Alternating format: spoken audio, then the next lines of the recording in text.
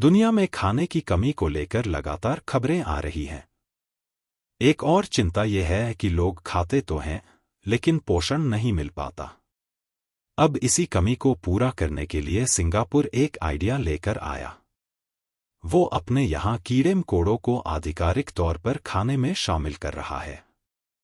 Singapore food agency (SFA) ने इस पर अप्रूवल देते हुए 16 ऐसे इंसेक्ट्स की पहचान भी कर ली जिन्हें खाना इंसानों के लिए सेफ है। SFA ने इंसेक्ट रेगुलेटरी फ्रेमवर्क बनाते हुए स्टेटमेंट जारी किया जो ये तय करेगा कि खाना कितना सुरक्षित और सेहतमंद है। इसमें कहा गया कि चूंकि इंसेक्ट इंडस्ट्री नई है और कीड़े नया फूड आइटम, इसलिए इस पर गाइडलाइन की जरूरत पड़ेगी। एजेंसी ऐसे कीड़ों या उनसे बने उत्पाद के इंपोर्ट की भी इजाजत देगी जो इंसानों के लिए नुकसानदेह नहीं।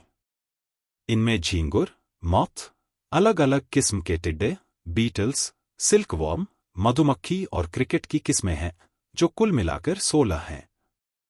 असल में सिंगापुर खाने पीने के लिए ज्यादातर आयात पर निर्भर करता रहा। इसका कारण भी है। बेहद अमीर देश सिंगापुर जमीन के लिहाज से काफी सिकुड़ा हुआ है। करीब 700 स्क्वायर किलोमीटर में फैले देश में 55 लाख से ऊपर आबादी है, मतलब हर स्क्वायर किमी पर करीब 8,500 लोग।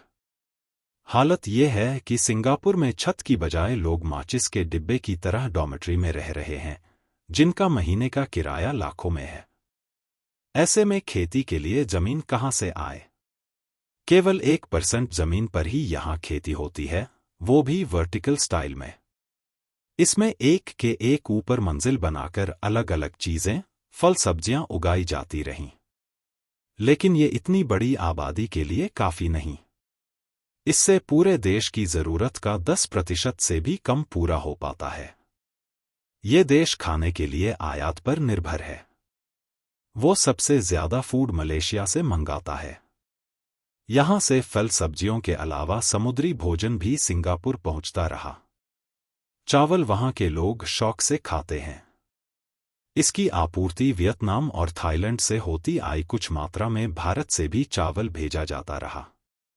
यहां तक सब ठीक चलता रहा, लेकिन हाल के सालों में सिंगापुर को कई झटके मिले।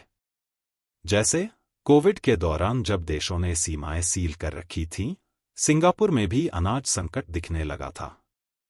इसी दौरान वहां तय किया गया कि वे 2030 तक अपनी कुल जरूरत का 30% अनाज उगाने लगेंगे। धीरे धीरे ये टारगेट बढ़ाया जाएगा। फिलहाल यहां कई फार्मिंग कंपनियां तैयार हुई हैं जो वर्टिकल खेती कर रही हैं। इसमें मल्टी स्टोरी इमारतों में पैदावार की जाती है।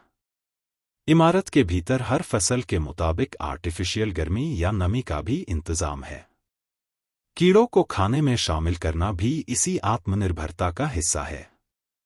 विज्ञान जर्नल साइंटिफिक रिपोर्ट की इसी साल जारी रिपोर्ट के अनुसार 1 या 2 नहीं, बल्कि 128 देश कीड़े मकोड़े को फूड आइटम मानते हैं। कुल मिलाकर 2,200 स्पीशीज खाई जाती हैं। कीड़े खाने वाले देशों में एशियाई के अलावा अफ्रीकन देश और मैक्सिको भी है।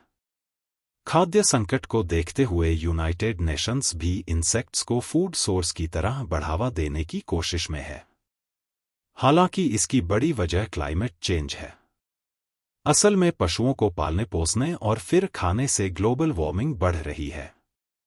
इनकी बजाय कीड़े प्रोटीन का बढ़िया सोर्स हैं और क्लाइमेट चेंज की प्रोसेस को उस तरह से नहीं उकसाते।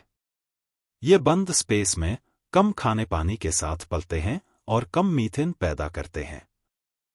जबकि पशुपालन ज्यादा समय और एनर्जी तो लेता ही है, उनकी वजह से मीथेन भी ज्यादा निकलती है, जो ग्लोबल वार्मिंग को तेजी से बढ़ा रही है। यही कारण है कि बहुत से देशों में शाकाहार के लिए कैंपेन भी चल रहे हैं ताकि लाइवस्टॉक खाना कम हो सके।